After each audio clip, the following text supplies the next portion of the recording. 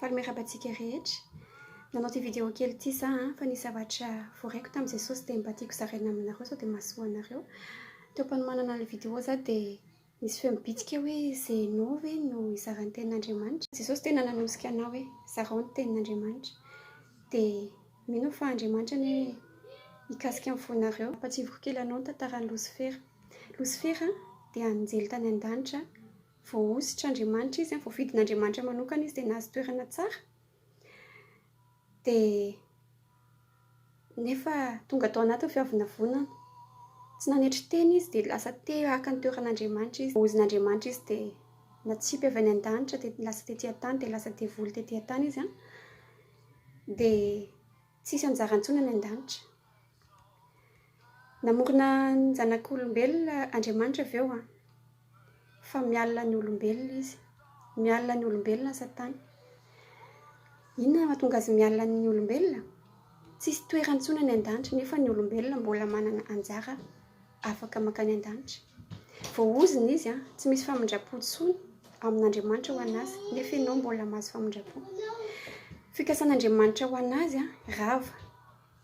Tiany koa ny fikasan'Andriamanitra ho anao ho rava. Natao izay nalavany Adama mialina ny olombelona Satana fa mbola mitohy izany tantara izany hatramin'izao 2020 zao. Manao izay farahiriny Satana animbana ny olombelona. Fantatrao tsara izany fa ampatsivoko kely anao androany. Manana planina ho anao koa Satana. Tiany ianao hijaly, ara-nofo, ara-panahy, tiany harary ianao, tiany hahantra ianao. Fa izany eo ihany fa ny tena tanjony final dia ny tsy azonao ilay plasinao any an-danitra. Tiany koa ianao ho very araka aminazy any amin'ny elo. Tsy tiany ho tanteraka aminao ilay tanjon'Andriamanitra. Tsy tiany ianao haharitra hatramin'ny farany satria hozy ny Baiboly izay maharitra hatramin'ny farany no vonjeny. Miasa mafy ny Satana sy ny ekipany amin'izao ka andoha isan'andro zareo mivory. Inona ny anombantsika ny olombelona? Inona ny ataontsika havariana azy zareo? Hozy ny Baiboly hoe Satana mierona tahaka ny liona tady izay harapany. Ka za amin'ity vidéo ity tena te hampatsiahy anao hoe ka andohan'ny Satana daholo mahatonga ny faratsiana eto amin'izao tontolo izao io. Feno falotony eto amin'ity tany ity amin'izao fotoana izao. Satana mampirisika anao, mahatonga saina hafahafa ao anatin'ny sainao. Indraindray tsika vao maheno tenin'Andriamanitra dia tofoka dia tezitra mihitsy ary indraindray. Indraindray tsy te hiditra lalala tsotra izao hoe sy fivavahana izany. Izay indray ilay fivavahana. Mety nisy olona nandratra anao tamin'ny resaka fivavahana. Fa tokony tsy excuse mihitsy izany. Raha tonga fitsarana farany tsy afaka miteny ianao hoe noho ihany dia tsy mivavaka intsony. Andriamanitra mpanjininao. Ny olona mety mahakivy ny olombelona. Andriamanitra mpanjina satria izy ny namorona anao, izy ny hitarika anao any an-danitra. Mety maniratsira-pitoriteny ianao. Tsy mampanina pitoriteny ny tsiratsiraina satria asan'Andriamanitra ny ataony. Malelo fanahinao izy ireny, vavaka ho anao izy ireny. Fa matiantoka ianao raha tsy azonao ilay plasinao any an-danitra. Ny Satana mampiditra zavatra mora atao an-tsainao amin'ny fomba maro. Tsy tanisaiko intsony ny fomba maro ampidiran'ny Satana zavatra ao anatinao. Fa lasa kamo vavaka ianao. Mahatonga anao tsy tia mamonjy fivoriana izy. Mahatonga anao lasa kamo mamaky Baiboly. Tsy tianao ny raha-pivavahana. Be dia be ny zavatra ataon'ny Satana, indrindra fa amin'izao andro farany izao. Feno zavatra miparitaka eny amin'ny réseaux sociaux, amin'ny site internet, ny télé, vidéo, tsy mahasoratra rehetra feno ny tanàna. Nataony devoly avariana ny olona. Satana koa mahatonga anao atoko-tena hoe vita ho azy foana ny fiainana tsy mivavaka ary. Na tsy fandray-be amin'Andriamanitra ary dia vita foana ny fiainana. Satana mahatonga an'izany ao an-tsainao. Mety isan-kerinandro ianao vao mivavaka, mety tsy mivavaka mihitsy. Mandany fotoana ianao amin'ny resadresaka, amin'ny telefona sy ny internet. Tena raha tazamin'Andriamanitra avy any ambony ny tany amin'izao fotoana izao, tena feno famazinana eto amin'ity tany ity. Mbola maizina noho ny teo aloha ary. Ina mahatonga ny tany mbola maizina noho ny teo aloha amin'izao crise mondiale izao. Mihidy ny fiangonana. Tsy hoe ilay rindrina efatra akory no zava-dehibe averiko foana, fa teo aloha tamin'ny mbola voa fiangonana dia maro be kristianina maneran-tany manandratra fiderana mikika, mivavaka, miaraka mivavaka manandratra fideranan'Andriamanitra, manaka-danitra mihitsy. Misy afo mirehatra tonga ny an-danitra, hita ny hazavana avy eto an-tany hoe manandratra an'Andriamanitra, miaraka mivavaka ny olona. Tena mihena be zany le afo, le hazavana mihena. Inona zava-miseho rehefa tsy eo le hazavana avy amin'Andriamanitra? Maizina ny tany. Voaka ny amin'ny lavaka daholo ny satana sy ny fanaratsy rehetra. Vao maizy, mazivana. Sambatra be ianao ohatr'izao hoe aza mivavaka izany. Aleo manala azy e. Tandremo, fa mody ataony izay mahafaly anao eto amin'ity tany ity. Fa taritiny ho very ianao, tedaviny tsy azo ilay plasany an-danitra ianao. Maro ny olona vonoin'ny satana amin'izao fotoana izao. Miraraka ohatran'ny rano ny fanavery latsaka any amin'ny elo amin'izao fotoana izao. Maro ny olona maty. Kitikitika ny olom-bovonjy izy amin'izao fotoana izao.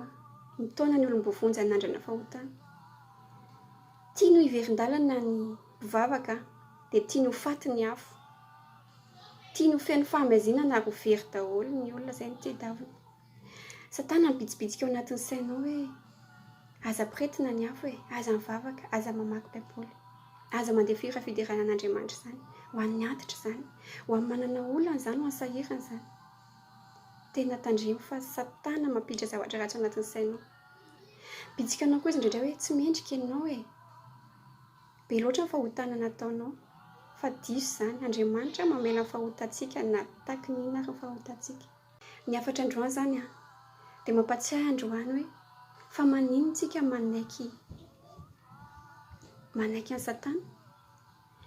Mety hoe tsy manaiky tsika, eny manaiky anao fa ninona zavatra ao an-tsainao ratsy dia avy amin'ny satana izay. Ninona zavatra tsy mampanakaiky anao an'Andriamanitra avy amin'ny satana izay.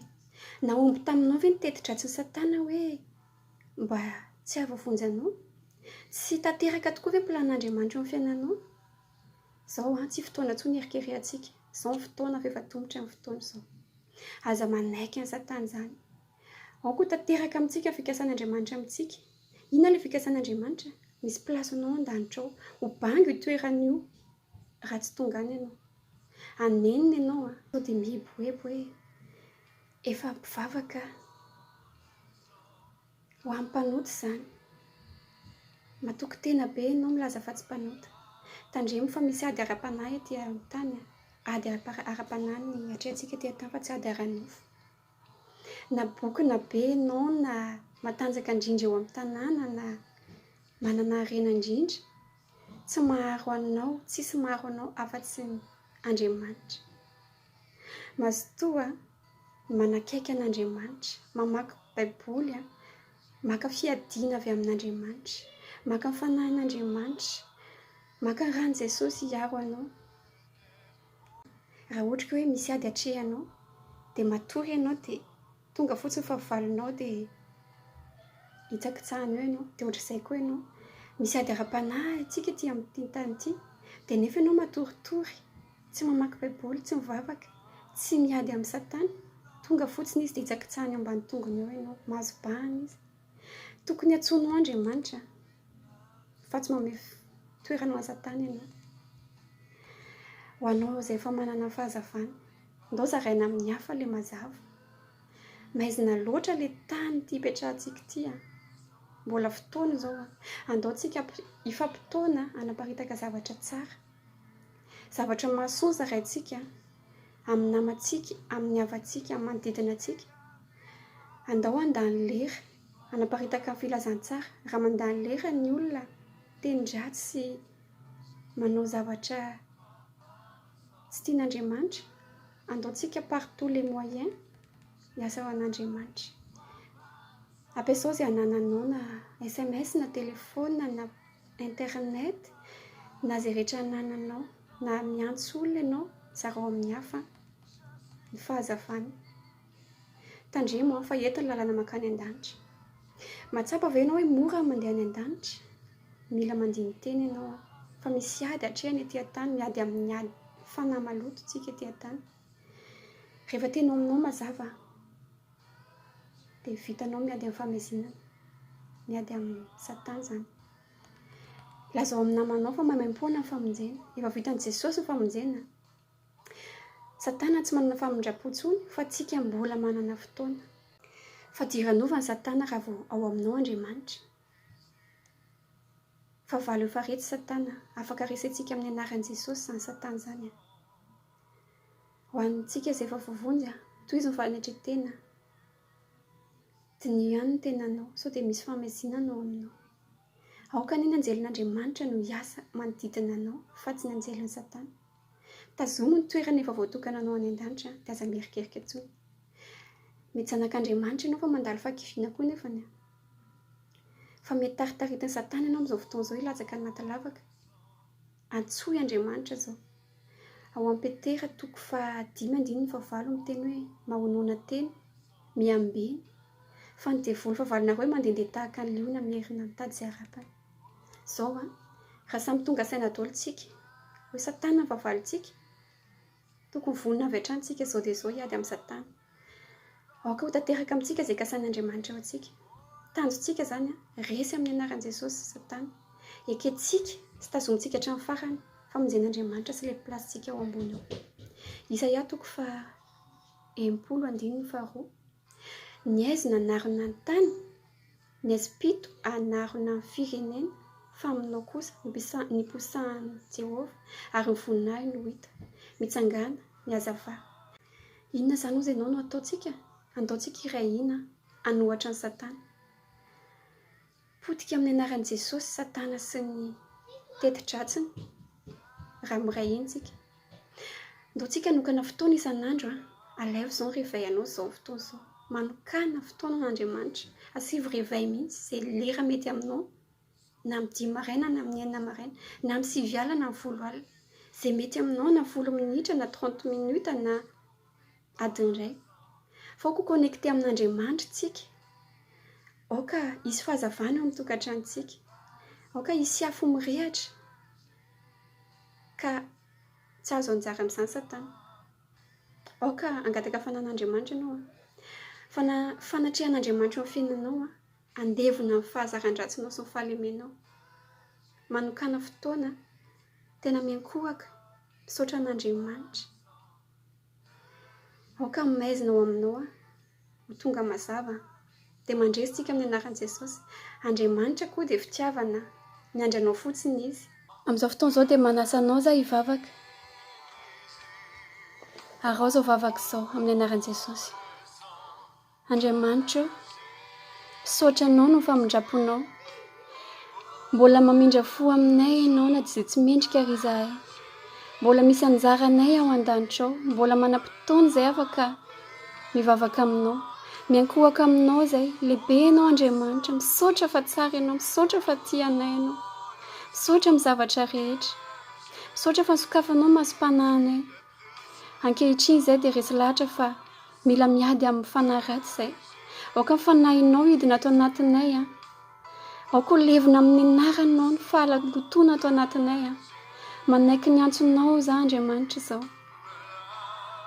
Manaiky anao za ho diovinao. Miaika fa tsy mendrika mpanota.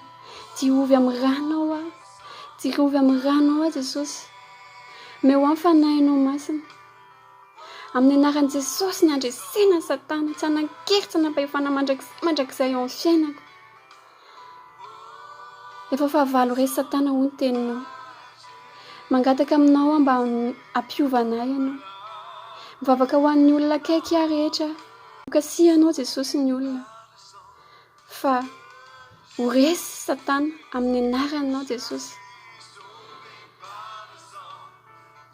Amin'ny anaran'i Jesosy. Amin'ny anaran'i Jesosy. Resy Satana amin'ny anaran'i Jesosy. Anao Andriamanitra mandrakizay. Tehirizy mba ho tody any amin'ilay tanjona napetraka ao dia ilay plasiko ao an-danitra ao. Tsy ho voagejany Satana intsony satria hiantso anao isan'andro. Hiambina eo ambanin'ny elatra ao. Aoka ho arovanao amin'ny rano. ao koa feno anao feno fanatrianao misaotra indrindra Jesosy sambatra zahay manana anao tsara ianao Andriamanitra misaotra indrindra amin'ny anaranao nanaovana izany vavaka izany amen